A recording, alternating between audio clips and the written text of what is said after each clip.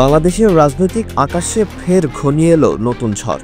বিএনপির স্থায়ী কমিটির সিনিয়র যুগ্ম মহাসচিব রুহুল কবির রিজভী সরাসরি অভিযোগ তুললেন, বর্তমান প্রশাসন যেভাবে নিষিদ্ধ দল আওয়ামী লীগ সমর্থনে পরিচালিত হচ্ছে, সেই পরিবেশে কোনো নির্বাচনই সুষ্ঠু ও গ্রহণযোগ্য হতে পারে না। জিয়াউর রহমানের কবরে শ্রদ্ধা নিবেদন শেষে সাংবাদিকদের মুখোমুখি হয়ে তিনি বলেন, নির্বাচন কমিশন যদি মাঠ পর্যায়ে নিরপেক্ষ কর্মকর্তা নিয়োগ দিতে না পারে, তবে আগামীর ভোট একপক্ষীয় নাটকে পরিণত হবে, আর সেই নির্বাচনী নাটককে সাধারণ মানুষ মেনে নেবে না। রিজভীর কণ্ঠে ছিল এক ধরনের হতাশার সঙ্গে শঙ্কা মেশানো দৃঢ়তা। তিনি দাবি করেন, প্রশাসন ও আইন শৃঙ্খলা রক্ষাকারী বাহিনীর বড় একটি অংশ আজ নিষিদ্ধ আওয়ামী লীগের হাতিয়ার হিসেবে কাজ করছে। ভোট কেন্দ্রে যেসব দায়িত্বশীল কর্মকর্তা নিয়োগ দেওয়া হচ্ছে, তাদের অনেকেই সরাসরি নিষিদ্ধ দলের প্রতি অনুগত, আর এই অবস্থায় ভোটাররা নিরাপদ ও নির্ভয়ে ভোট দিতে পারবেন না। রাজনৈতিক বিশ্লেষকদের মতে রিজভীর বক্তব্য কেবল একটি দলের উদ্বেগ নয়, বরং পুরো নির্বাচনী ব্যবস্থার প্রতি আস্থা হারানোর এক ঝুঁকিপূর্ণ সংকেত। কারণ গত কয়েকটি নির্বাচনে অংশগ্রহণ ও ফলাফল নিয়ে যত বিতর্ক জমেছে, তার মূলেই আছে প্রশাসনের পক্ষপাতিত্ব প্রশ্ন।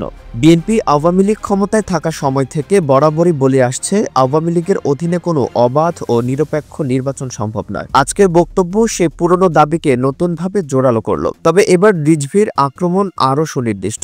তিনি সরাসরি বলেছেন, নির্বাচন কমিশন ব্যর্থ হলে দায় কেবল সরকারের নয়, কমিশনেরও। অন্যদিকে আওয়ামী লীগ সমর্থকরা দাবি করছে, এগুলো বিএনপির রাজনৈতিক কৌশল, আগাম ভরাডুবির আশঙ্কা থেকেই তারা এমন অভিযোগ তুলছে। তবে নিরপেক্ষ মহল মনে করছে, রিজভীর বক্তব্য হেলায় উড়িয়ে দেওয়া সহজ নয়, কেননা প্রশাসনের নিরপেক্ষতা নিয়ে সাধারণ ভোটারদের মধ্যেও প্রশ্ন আছে। একদিকে বিএনপি তাদের আন্দোলনকে আরও বেগবান করতে চাইছে, অন্যদিকে নির্বাচন কমিশনের উপর চাপ বাড়ছে। কিভাবে মাঠ পর্যায়ে নিরপেক্ষতা বজায় রাখা যায়? আজকের রিজভীর বার্তা তাই স্পষ্ট।